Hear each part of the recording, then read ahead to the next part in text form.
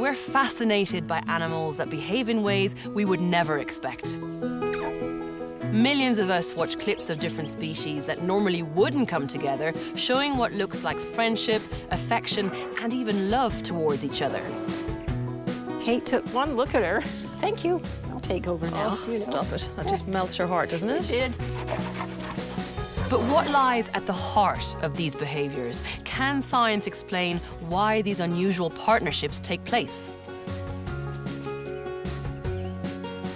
I'm Liz Bonin, and I'm going on a worldwide journey of discovery to find out why animals of different species make friends with each other. Why a cat would adopt ducklings. I was blown away by what I was seeing. I just couldn't believe it. If an orangutan could really keep a dog as a pet. Or if two animals of different species could even fall in love. Oh, he's so handsome. I'm on a mission to find the world's cutest and weirdest animal friends.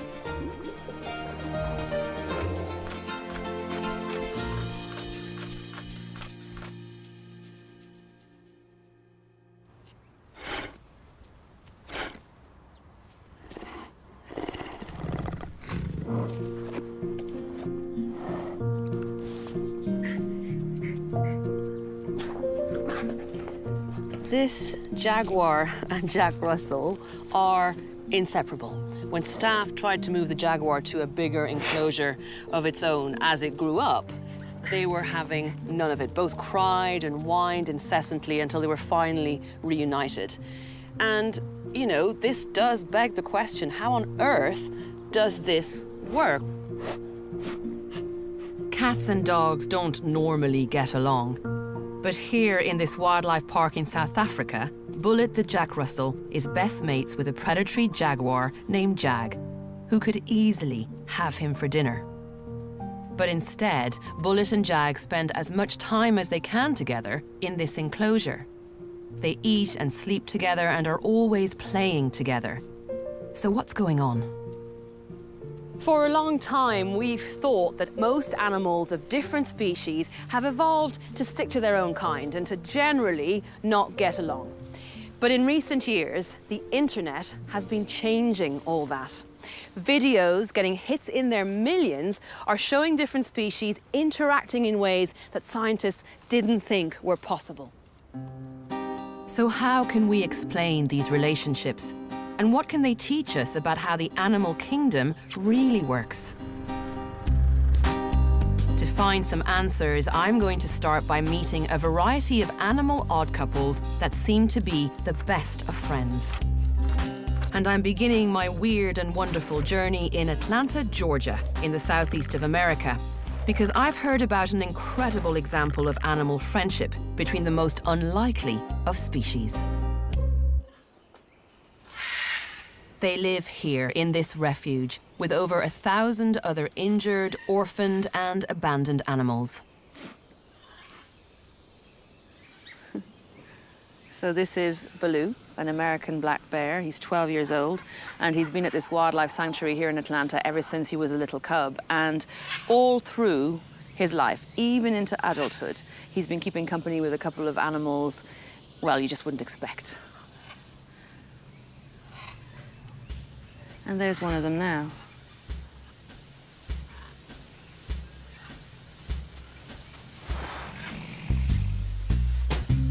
That's your friend.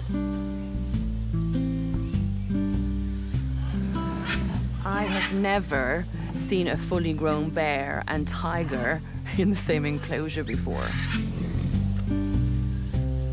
Shere Khan is a Bengal tiger who's also around 12 years old. Asian black bears and tigers do share the same territory in the Far East, but when they meet, one of them ends up badly injured or killed. And so to see these two guys, they're around 12 years old, showing so much affection for each other is pretty amazing. The third member of this unlikely friendship is a lion called Leo. The bear's the boss, and then Leo the lion falls in second, and then Shere Khan's a little, he's a little wild child. when they're sleeping in the clubhouse, all three of them, they pile in together. They just know each other and they love each other. Jama Hedgecoth is the founder of this sanctuary, and she's looked after the three of them since they were just a couple of months old. Kept illegally as pets, they were confiscated by the authorities and brought to her wildlife sanctuary. They had been in a dark basement, and they were all kept together. And then the tiger and the lion's noses were busted up, and they're scarred to this day. What absolutely fascinates me is the fact that these are grown predators in their own right, Yes. who are displaying so much affection for each other. Right, yes, What it do is. you think is going on here? Well, they're truly a family. They've never been separated. We tried twice when they first came in, and they wouldn't eat. They cried all day. So after about 8 or 9 hours, I said, oh, well, they're just babies. Let's put them back together. Would you describe these three as friends? Very close friends. I wished I had a friend as close as they are. It's difficult not to think that they are friends, that Yes. they care for each other when you see how they behave with each other. Correct. Yeah. Except for that. Oh, yeah. Well, they get to going. Is this play going on? Oh, yeah, this is play. Shere Khan is pushing Baloo, and Baloo is ready to go to sleep. And Shere Khan does this all the time. He does it to Leo, too. I'm loving Shere Khan's And- personality. Yeah, I mean, Shere Khan is the one that... Look at that. Yeah, statue. and he'll have Posture. to back down. It's nice to have seen that kind of behavior too. Yes. For some reason, it just makes me happy that they important. have those kind of. Oh, yes. Well, they Barneys, have you to know? have it. They- yeah, they have it's a to good thing. because they're not sedated. They're Yeah, no, real. exactly. That is who they are. I'm amazed by what I've seen. So to get a scientific view, I've asked Clive Wynne, a psychology professor who studies animal behavior, to have a look at this unlikely animal friendship. What do you make of this situation, Clive? It's beautiful. I really love it. I think it's marvelous to see animals that started out such difficult early lives being given such a beautiful home, being given true sanctuary. I think it's a wonderful thing to see. And what do you think about the nature of their relationship? You know, how they behave together and, dare I say, how they might feel about each other? Yeah. Well, so I've been watching them play for a little while now, watching them interact with each other, and I've been thinking about, well, what's the best way to capture what I see? There are elements of rivalry. There is a pecking order here, and I saw the tiger testing the bear a little bit. So, and you get that with brothers. So I would say it's a brotherhood. Do you think one of the big factors involved in this relationship, especially in the early years, was a certain type of bond to relieve the stress they were experiencing? Yeah, absolutely, absolutely. There's good research. I mean, obviously not on lions, tigers, and bears, but animals at all stages of life, including ourselves, get buffering of stress. It reduces your stress to have a companion with you, a friendly companion with you. And one feels it oneself, right, in your daily life. If you have to go and do something stressful, it's much nicer if you can bring a buddy along. So it seems that the friendship these three found in each other helped them through the tough early days. And over time, it developed into a wonderfully close, lifelong bond.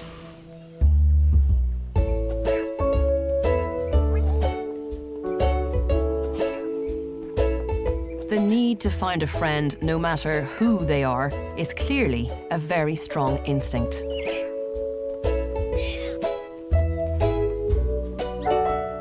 You can see it in animals that have been brought together by captivity, particularly if they're very young. Just like this baby chimpanzee who's found a companion in a puma cub. And there's one factor that always seems to be involved in their everyday lives: play.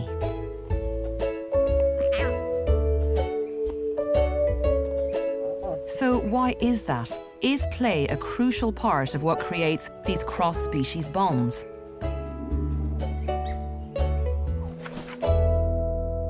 To find out, I've travelled to South Africa, just outside the coastal town of Port Elizabeth, to meet a couple of animal friends who just want to play all the time.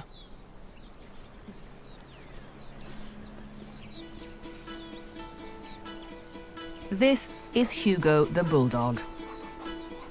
and his friend, Igor, the lion cub. Look at that. Hand-raised in this safari park, they formed a very close bond, and their favourite activity is a bit of rough and tumble.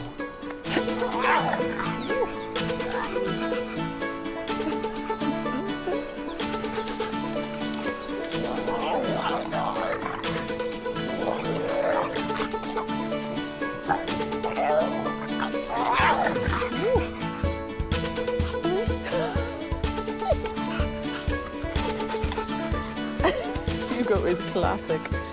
You are a happy dog. To help me understand how play works between different species, I talked to animal behaviour expert Dr. Linda Sharp from the University of Stellenbosch here in South Africa. Play signals are fairly universal in that they tend to be all things like rolling on your back. It's making yourself vulnerable. They're the very reverse of aggression. So So even if it's two completely different species, they'll be able to read each other's body language. yeah, if someone is rolling on their backs and wriggling, Kind of thinking, which is, this is they're not too- they're not about to attack you.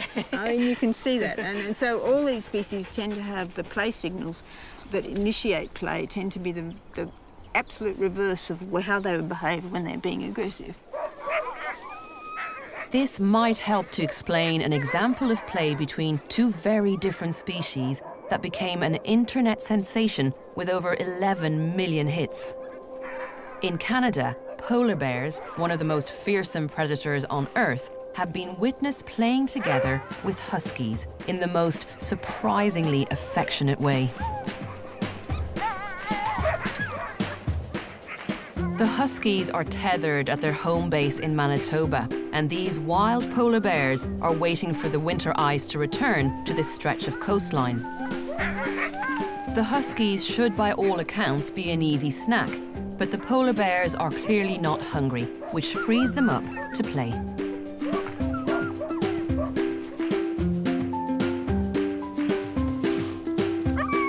But that doesn't really explain why they would choose to do this. So why does play seem so vitally important, even when it's with a different species? The unusual thing about play is that the behaviours that are incorporated into play are all flight and fight behaviours. You know, they're sort of all excitement. They're things that really hype you up. Okay. And so one theory is that play, you're doing this exciting activity that's just a little bit dangerous, you know, just a little bit, you know, you're pretending there's a predator after you, or you're being overcome by this other animal who's fighting you, and so there's this little fusion of excitement and stress. It's these little peaks of mild stress in safe circumstances that Linda believes help prepare animals for the challenges of life. And playing with a different species adds to the thrill of the unknown. When a young animal is stressed, it alters its sensitivity to stress. So next time it suffers a trauma, it doesn't get as stressed. Yeah. It doesn't respond so badly. It recovers quicker. It's not traumatised as much. Especially if it's a different species that normally you'd run from, but you're playing with, you might get an added extra bit of stress that you then get sort of habituated to, and that helps you in future life. So Linda believes that these polar bears and huskies are getting more of a thrill from playing together than they might do playing with their own species. And this potentially helps their bodies to cope with more dangerous situations.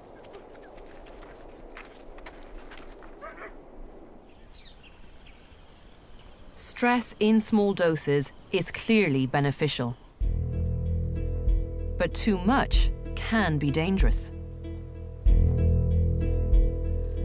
I've travelled across South Africa to a secret location to meet an animal that's so reliant on its friends, it will die without them. This is a cross-species friendship that's not only saving lives, it's helping to save an entire species. Rhinos in Africa are in crisis. They're being slaughtered at an alarming rate for their horns because they're prized by the Asian medicine trade, despite the fact that they have absolutely no medicinal value whatsoever. Now, in South Africa, last year alone, 688 rhino were killed. And that's tragic enough in itself, but it gets worse because it's led to an unprecedented number of orphaned, traumatized calves like these two. Now, if they're very, very lucky, they get to come to a place like this. Heavily guarded, it's a relative safe haven where rhinos are brought to help reduce the risk of poaching. But they've also discovered that cross-species relationships can help save the rhino orphans they receive. This is all because young rhinos are surprisingly fragile.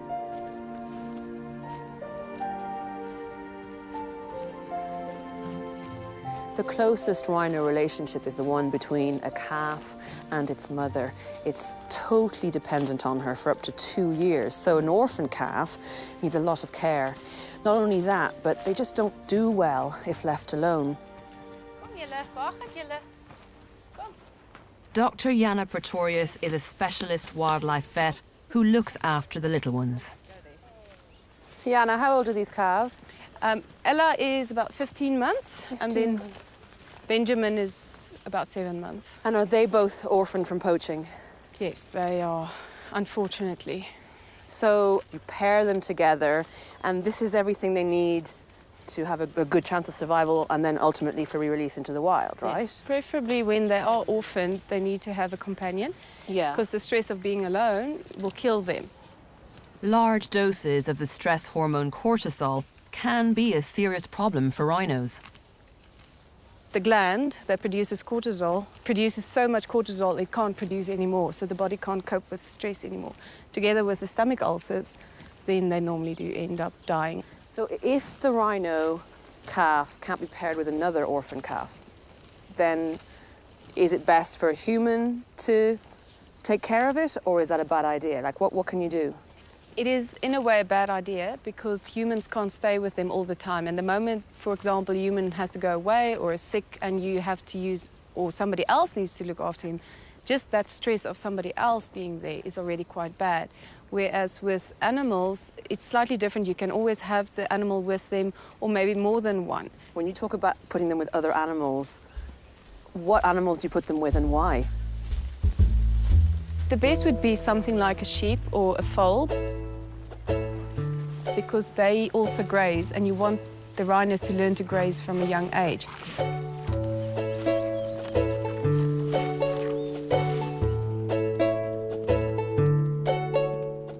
If they're with humans and, for example, dogs, they end up not wanting to graze, and we have seen that where they actually will eat dog food but won't eat grass. So you put them with a sheep, and how close does this bond become? And what is it about that bond that makes these animals de-stress and give them a better chance of survival? It's purely the companionship of not being alone. When they're alone, they're uncertain, they can't see well. They're very insecure animals, the calves. You wouldn't think of a rhino as being timid, but no. Especially the white rhino, they're very timid. I find rhino bums amazing. They're just so fat and gorgeous with a little dinky tail. They're amazing, aren't they? With the careful introduction of a close companion, precious rhino lives are being saved. But could such a deep bond ever develop between different species without our encouragement? I've travelled to the west coast of Canada, just outside the town of Courtenay on Vancouver Island, because I've heard about the most endearing relationship between two different species that came about purely of their own choice.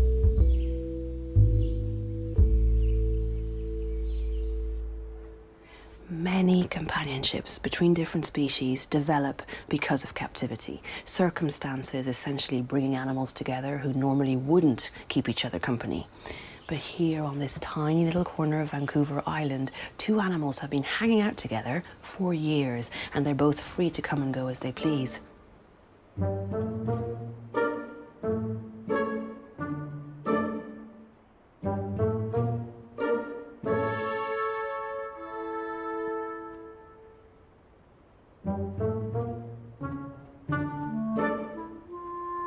Pippin is a wild black-tailed deer who's formed an incredibly close bond with Kate, the Great Dane that lives in this house.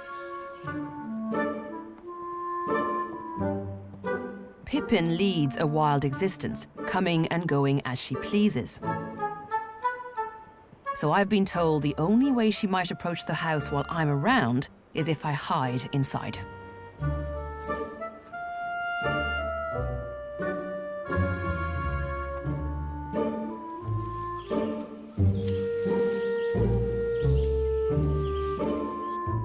Five years ago, Kate's owner, Isabel Springett, discovered Pippin in the woods when she was just a tiny newborn fawn. She left her there hoping her mother would come back and find her, but it didn't quite work out that way. The next day, I started hearing the crying, and that went on for 3 days. So that was it. I thought, this is crazy. I'm taking her in. And the only reason I put her on the dog's bed is because it was the only spot to put her. Yeah. And Kate took one look at her, and that was it. It was, thank you, I'll take over now, Oh, you know. stop it. That just melts her heart, doesn't it? It did, yeah. This is a film Isabel took of those early days together. There is this maternal behavior going on with Yeah, Kate. definitely. Yeah, she never had puppies, but when it comes to little things, she's maternal. But did Kate ever suckle? No, she had Pippin? nothing No. to suckle with, Okay, but she so would try. Really? Oh, boy, did she So try. Pippin tried to suckle. Yeah, Kate would stand there and she'd be bunting and bunting and bunting. And Kate was so patient. She never told her off. Really? No.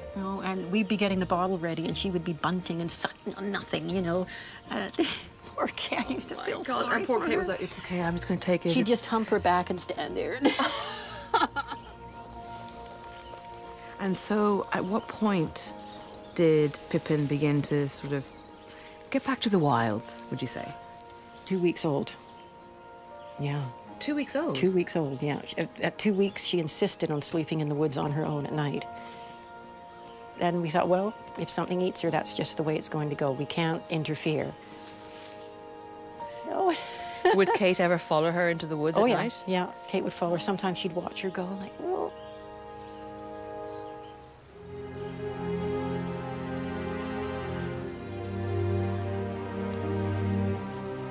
She's gone.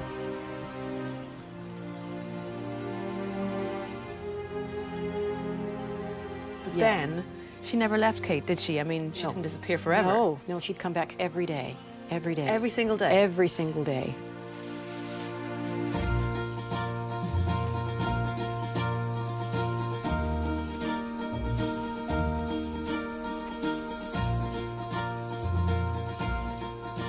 So how long did this maternal behavior carry on? Probably till Pip was about 6 months old. And then it sort of turned into a friendship, playtime, buddy thing. The older Pip got, the more they would play like friends.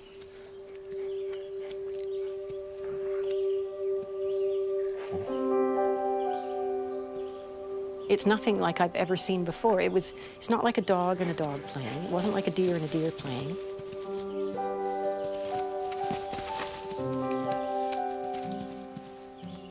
Like Kate toned down the aggression a little bit with the play. It wasn't, you know, she would be more aggressive playing with another dog, but with Pippin she was more careful. And Pippin seemed to be a little more rough than I've seen a deer be. So it was two different species compromising. They would smack into each other and run and leap and do their neck twirls and lick and, oh, it was really funny to watch.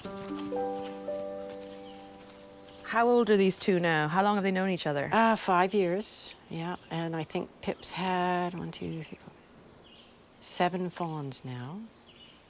Pippin spends the majority of her time with the wild herd, but she returns to the area surrounding the house each year to give birth to her fawns. You know, the beginning of their relationship was a maternal, Yeah. nurturing sort of And relationship. now it's like old friends. And now it's like old friends. Yeah. What makes you think that? The way they greet each other, they don't greet each other like, hey, oh, you know, they greet each other like you would a really good old friend that you see quite often and you just, how you doing? And just hang out. You don't even have to talk. Do they play still, or how No, do they hang They don't out? play. They're too mature for that now. Yeah. Pip's a mom. She doesn't play. But no, all they do now is they'll walk up, maybe do a little nuzzle. Kate will lick. Pip loves to lick Kate. And they'll just hang for a few minutes, and then they'll flop down in the shade together and just hang. And how long will Pippin stay with Kate at any one time? She can be here for 3 or 4 hours sometimes. She'll come right into here and sleep on one of the dog beds with her sometimes. Yeah. Even if we were gone for 5 years and came back, they would greet each other as old friends, and it would be the same. Yeah. This is a lifelong bond formed from a maternal instinct that developed and was cemented by years of playing and spending time together. The relationship between Kate and Pippin is remarkable. Two animals seeking each other out to spend time together without the constraints that are often made by man. And to me, that makes this animal friendship far more compelling than in captive situations. So far, I've met many different animal friends that have found each other through their unusual circumstances, be they in captivity or in the wild. And it's clear how important play and close interactions can be for maintaining those bonds, and even for keeping an animal alive. But hearing how Kate looked after Pippin when she was a tiny fawn introduces another important reason for animals of different species to come together: the mothering instinct. On the next step of my journey, I'm going to investigate stories of misplaced mothering that defy belief. Incidents of predators ignoring their hunting instincts and instead caring for young animals that should be their prey. But first, I'm going to the south of the USA, to Mountain Home, Arkansas, and a wildlife refuge that's home to a remarkable supermum. This refuge takes on many abandoned animals in need, and it's run by a devoted carer named Janice.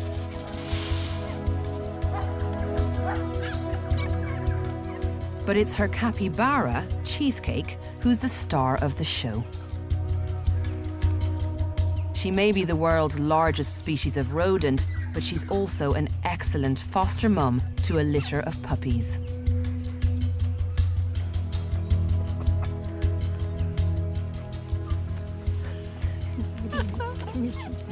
So how did this scenario arise, Janice? I mean, this capybara is surrounded by I don't know how many puppies. I've lost count. Yes, it's just one day I had a litter of orphan puppies that were ready to move out of the house, and this was the most secure pen for a little puppy. And I knew she was social with other animals, and she took right to it, and she's had every litter since. And So how many litters has she had? well, this year alone, she's on number 4, and then there's another one coming up soon. So So you get, unfortunately, a lot of puppies given to you from abandoned litters. I rescue a lot of pregnant mamas or mamas that just have given birth that are in dire straits and nowhere to go. And it's one of the specialties I do with special needs animals. So it's an unfortunate situation, but when you say that the capybara mothers these pups, what do you mean? She sleeps with them. She eats with them. They'll play with her. They'll groom her, and she seems to enjoy it. I think she just has kind of that aura around her that makes them feel safe and secure. Cheesecake has never had her own young. But being a capybara, she knows exactly what to do with this lot. In the wild, capybara help to look after each other's young, sharing the parenting duties. And what she's demonstrating is just how powerful that mothering instinct is. So perhaps Cheesecake here, in this captive situation, has become such an excellent foster mother because her natural instincts to take care of little ones have kicked in. And I'm taking that one home. You know that, don't you? Yeah, you can have that Good one. stuff. The mothering instinct may come easily to a plant-eating supermum like the capybara. But can it explain why a predator would choose to mother what would normally be its prey? In Ireland, just outside the town of Clara, County Offaly, lives a young couple with the most remarkable story to tell. Ronan and Emma Lally own a small farm that they run alongside their day jobs.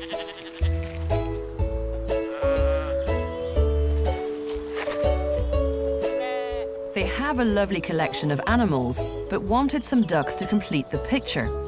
So they got in some fertilized eggs.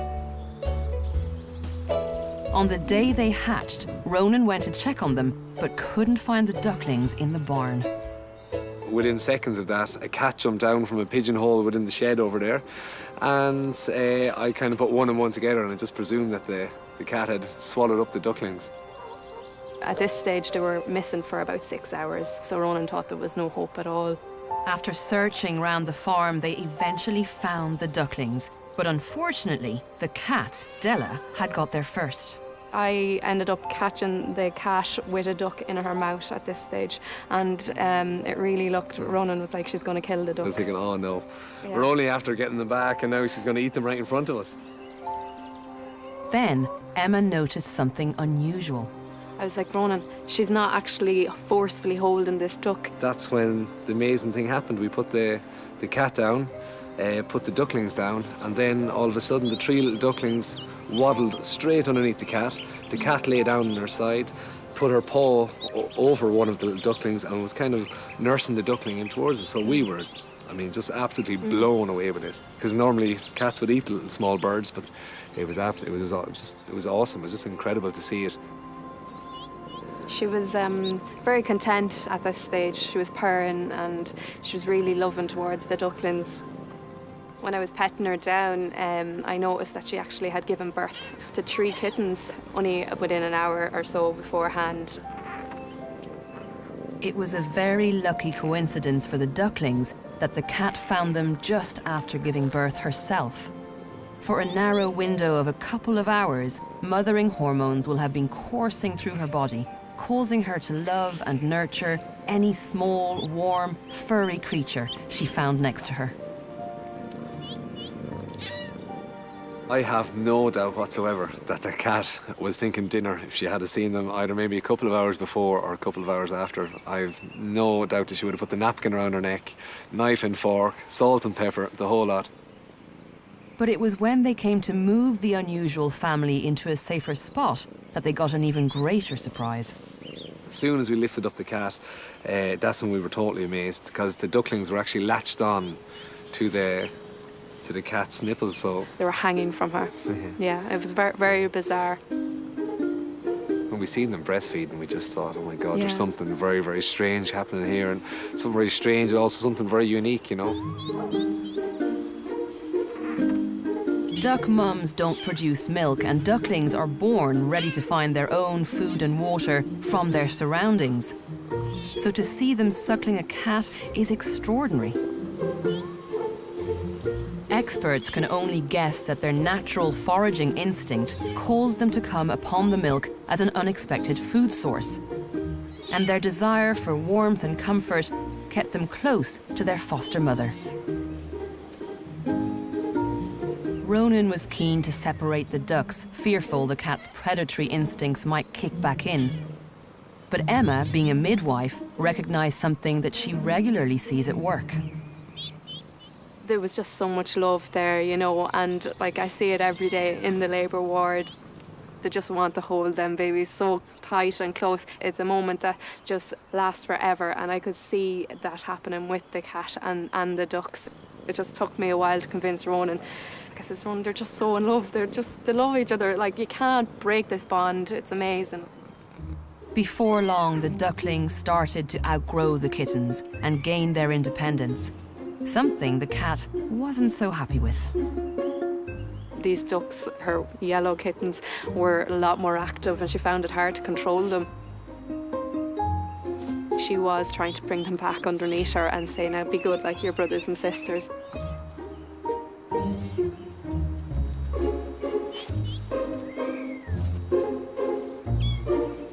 Several weeks later, the kittens are still small, and the ducks, although independent, still have an attachment to their surrogate mum.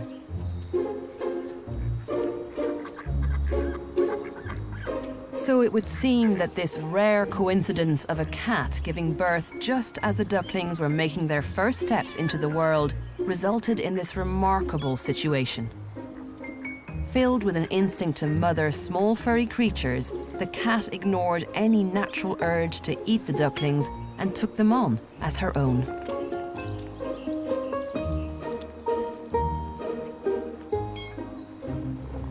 Now, it could be argued that all of this only happened because it was a domestic situation with animals that were unusually close to each other. But there are other examples that suggest the mothering instinct is so strong, this can even happen in the wild. A few years ago, the most surprising example of misplaced mothering took place in Kenya. The story of this lioness and oryx has an unhappy ending, but not for the reason you might think. A newborn oryx, surely just minutes from being this lion's next meal. But to the complete amazement of the rangers who were monitoring the situation, the lioness didn't try to eat it. Instead, she cared for it as if it were her own young. Just like the cat with her ducklings, a strong instinct to protect and nurture was overriding the predatory instinct to kill it.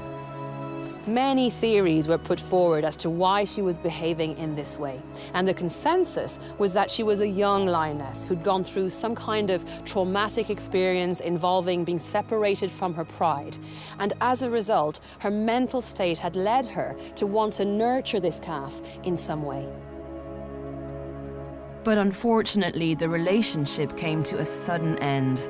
When the lioness took her eye off the calf for just a few moments, a male lion pounced and killed it.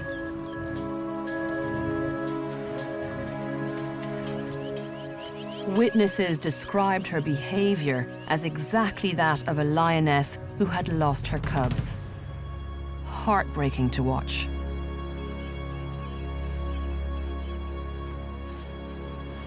Everyone thought that was the end of the story. But the lioness went on to adopt not one, but 5 more oryx calves. Now, none of the relationships lasted as long as the first one, but this continuing fixation points to a traumatized animal desperate to nurture, even if the young in question isn't her own species. The lioness was always going to struggle to keep the calves alive, especially as she wasn't able to feed them. But there is an example of cross-species mothering I've read about that caused a real stir in the scientific community, because not only was it in the wild, but it was long-lasting. I've traveled to Sao Paulo in Brazil to find out what happened. Hey, over here. Hello there.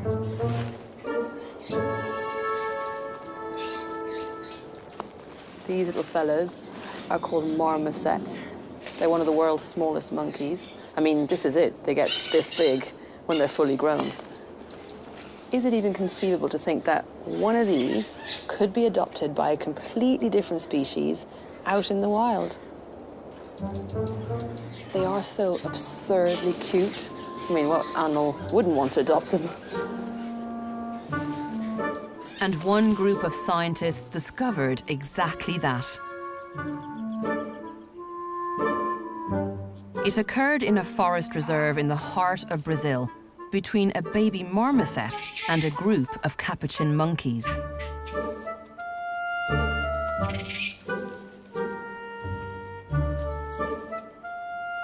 I meet up with Professor Patricia Izar, one of the scientists who witnessed this rare event, the only long-term cross-species mothering that's ever been documented in the wild. When the marmosets, they encounter the capuchins, usually they go away. They are afraid of the capuchins. Yeah. They hunt for small mammals, small rodents, and marsupials, and even small primates. Yeah. So they've been known to eat a little marmoset or two. Yeah. Okay, which makes this entire episode, which you were privy to, even more unusual. Yes. Suddenly, one day, the female appeared with a very, very tiny marmoset, probably days old. She was carrying the marmoset as if she was carrying her own baby. This in itself was extremely unusual, but what happened next almost certainly saved the marmoset's life. The capuchin allowed the baby marmoset to breastfeed. She was here with her mouth in the capuchin's nipple. Yeah. We couldn't tell for sure that she was suckling, but she was in that position several times a day as a baby capuchin, as she would do with a marmoset mother, and she survived. What did you think when you first saw that? That, for us, was really, really amazing. That's unheard of. It's completely unique, this case, isn't Completely it? unique, yes, yes. Over the coming months, the marmoset became very much part of the group. But there were some differences in the way she was treated. How does it manage to integrate into a group that's essentially very different in its behavior, in its ecology, everything? Perfectly. Did it work well? Yeah. Yes. In fact, the dominant male, sometimes we saw that he was treating her more or less like we treat our pets. So is this possible? Can animals, other than humans, keep pets? Patricia has some footage that sheds more light on the relationship. She just looks like one of the pebbles they used to crack the nuts. She's that small. I'm surprised they didn't squash her by accident. I mean, she's so tiny. Cracking a nut. Is she going to go in for some? Yes. And is he going to allow her? Yes, see the proximity. He's fine with her. Why do you think he's so relaxed? Because I think she's so tiny, tiny, tiny. He doesn't see her as a competition. He's watched her take some of the nuts. And that's okay. It's adorable to watch it in action, isn't it?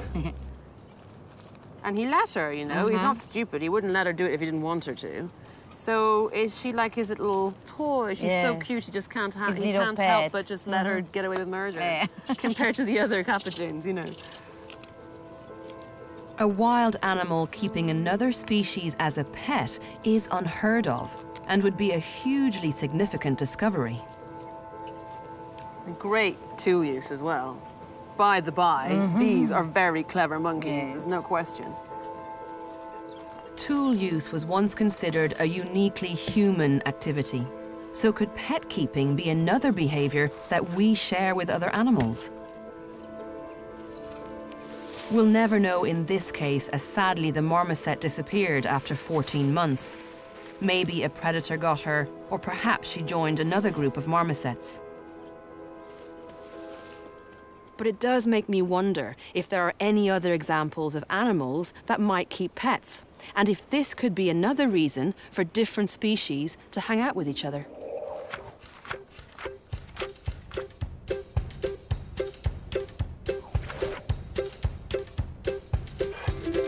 I've tracked down another unusual friendship from a clip I've seen on the internet. It might just be an example of pet keeping in animals, and one that I can visit for myself. The animals in question live on the east coast of the US, near the tourist resort of Myrtle Beach in South Carolina. To track them down, I've headed away from the crowds to a quiet suburb on the banks of an inland river system.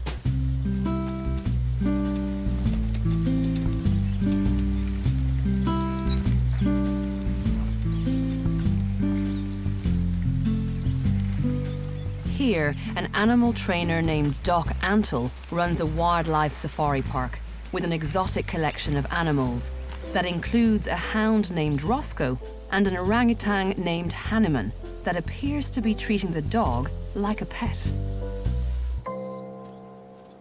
Doc is currently training Hanuman to take Roscoe for a walk, but Hanuman seems to be taking it a step further. He just kind of holds on to you for security. I'm good with that. You're the tree at the moment. I can be a tree. How long has Hanuman and Roscoe? They've known each other. Friends? They've known each other for the last 7 years now. And how did it all begin? Because it is a bit of an odd couple, isn't it? They are an odd couple. They met each other by time that they spend down on the river. Doc often takes his elephant and some of the orangutans down to the river to cool off and have some fun in the water. But on one occasion, back in 2006, they came across a stray hound dog on their route. One of the orangs, Surya, jumped down and started playing with the hound, and they instantly hit it off. Before long, all the orangs were playing and the dog had a new group of friends. They then grab each other and play and pet and start being kids goofing around on the water. And it just engaged them, and they thought that he was a fabulous guy. At the end of the day, Doc headed back, hoping the stray dog would find its own way home. But the hound, who they later named Roscoe, had other ideas. The dog had made his way into the secure gated area, and he was there with them. And they have a constant supply of food there and water. They put out the water for him, and they also started taking monkey biscuits. Oh no, he likes my bracelet. He's just gonna look at it. They started taking monkey biscuits and handing him monkey biscuits. And the next So time they were like, we want to hang out with Roscoe. and Roscoe was in that state of really hunger, and he ate everything they would give him until he was it looked like he'd swallowed a basketball. Dogs have evolved to be excellent pets. And for the orangs to be feeding and caring for Roscoe suggests they may have been treating him like one. But can that really be the case? If so, that is extraordinary. Now, we still think to this day, I think, that humans are the only animals that keep pets. But, you know, these orangutans are very closely related to us. They're great apes as well. Do you think it's even possible they think of Roscoe as a pet? I think that it is like a boy and his dog. Says, I've got my pet dog, we'll go out, we'll play fetch, we have an incredible time together. I love my dog. Now I'm drifting off, I'm with my parents, it's time for dinner, I'm gonna go play baseball, and the dog becomes very secondary. I think it's more like that. They love him at the moment. I don't think they pine away for him or wonder where he is or miss him like you might see adult humans doing to a dog, where they become really emotionally attached. Pet keeping can be defined as looking after an animal of another species with a level of care and affection, primarily for reasons of pleasure. And a very significant part of that care is, of course, feeding them. Whose is this? What's that? Do you want that? Yes. You want it. You want another one? Do you want to give it to Roscoe? No. Does he want it? Oh Look, my gosh, look at that. He wants it. You know he wants it. Yeah, you knew. See, he wanted to do it that way, though. Today, Hanneman hangs out with Roscoe whenever he can, and they seem to have a real level of affection for each other. They even go swimming together. Hanneman is only one of 2 apes in the whole world that can swim like this. Now, both Hanneman and Roscoe are obviously trained, so I wonder how much that affects what I'm seeing. To get a scientific perspective on their relationship, I've brought along Professor Hal Herzog, an animal behaviorist who's been investigating pet keeping in humans and other animals for many years. Amazing. See, eyes wide open, couple of bubbles out of the mouth, happily swimming in the pool. I've never seen that, have you? Never. Orangutans Never. in a swimming pool. Hal, what do you make of this relationship? You've watched the orangutan and the dog. What do you make Well, of it? there's a couple of relationships going on. The relationship with the orangutan and the dog is absolutely stunning, and it's very clear that they have a deep relationship. The thing that impressed me the most was food sharing. Was the orangutan being perfectly happy taking orangutan chow, you know, not dog food. It was monkey chow. It was monkey chow for sure, and giving it to Roscoe. It was quite stunning. So what do you think that means, that a great ape would share food with a completely different species? What do you think is going on in its head? I think to some extent it means that the great ape is recognizing the existence of the dog as in a way, a like-minded creature. It's treating it like a like-minded creature, just the way we would a dog or a cat in our lives. Do you think we can call this pet keeping? I would. Roscoe doesn't Roscoe think so. thinks so. You say yes. I say Roscoe See, said I'm far yes. too cynical in my old age. What do you think? I think the relationship that those guys have would fall into my definition of pet keeping. Really? Yes. Because for you to say that is a big deal. It is a big deal. But the thing that's interesting for me is that these relationships don't seem to exist outside human agency. And maybe the biggest part of the human agency is having a full stomach.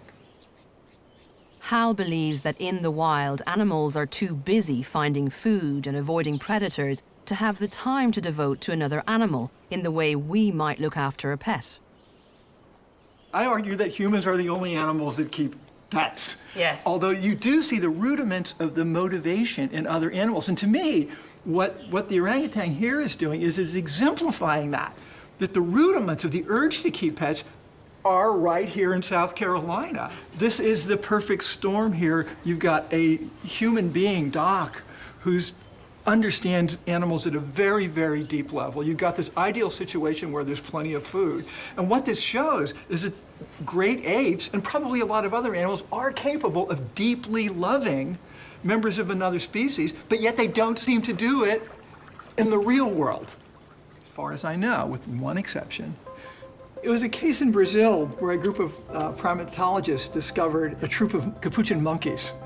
And they adopted a 2-month-old marmoset. I know the case. Baby We marmoset. covered it, yeah. It's absolutely fascinating. And so to me, this does have the elements that you see in human pet keeping, is that the relationship is one of fondness.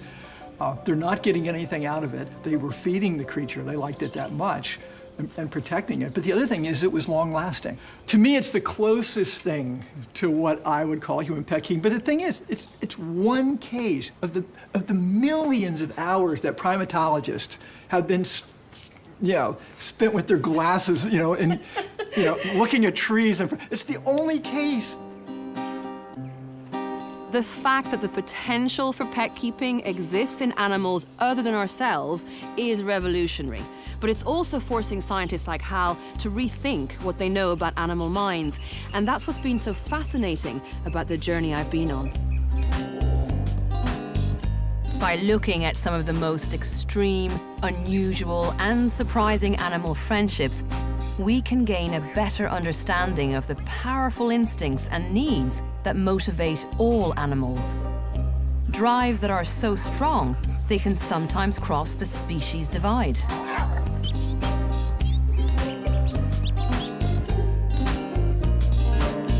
But there is one last pairing that truly challenges what science knows about animal relationships. And that's because it involves a question of animal attraction and possibly even love. And to witness this odd couple, I'm visiting a safari park in South Africa, not far from Pretoria, to meet a kudu, a species of antelope, named Charles. He's a fine specimen. Charles is a male kudu, and he belongs to a wild herd here in this reserve in South Africa. Now, in a kudu herd, only the dominant male breeds at any one time, and the rest of the males disperse into bachelor herds, or they become solitary kudus until they get the chance to usurp the alpha male and grab the throne. And Charles is one of these solitary males, for now at least.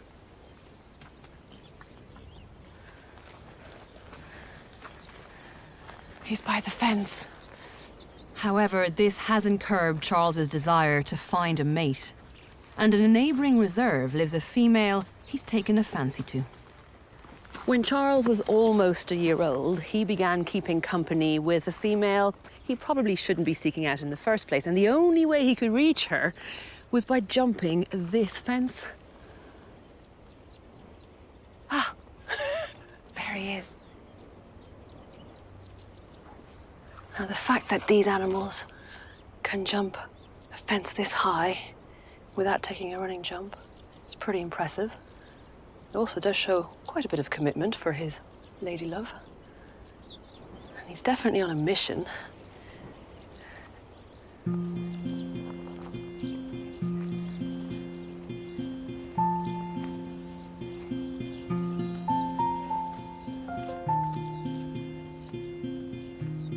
Now, ever since he's followed her around, he's been hanging out with her, and the rangers have called this female Camilla.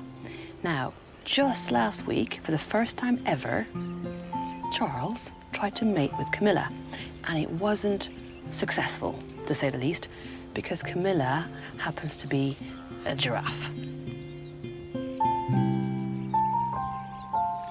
I've heard that Charles has jumped the fence into the reserve, so if I'm lucky, I'll get to see them together.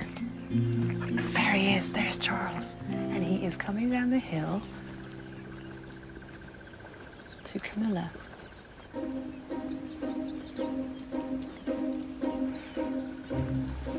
God, he's so handsome.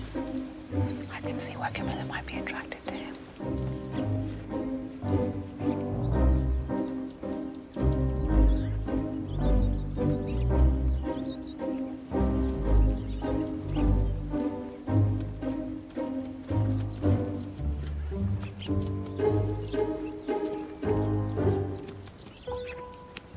When they meet, they do seem to prefer spending time with each other rather than the other animals in the area.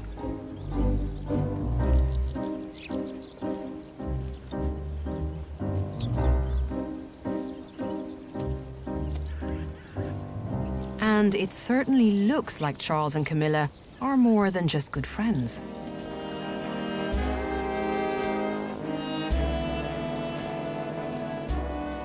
Charles and Camilla started hanging out when they were juveniles, so that does point to a relationship based on attachment hormones, companionship.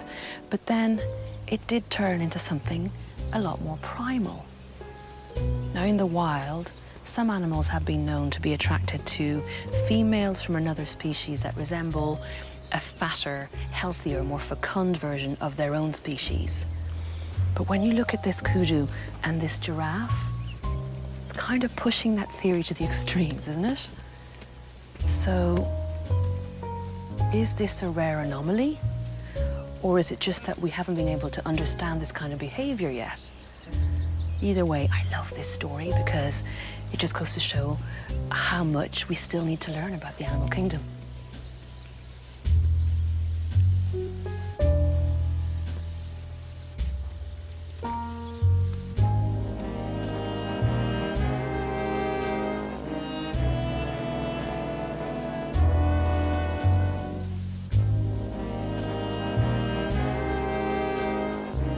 She's following him, guys.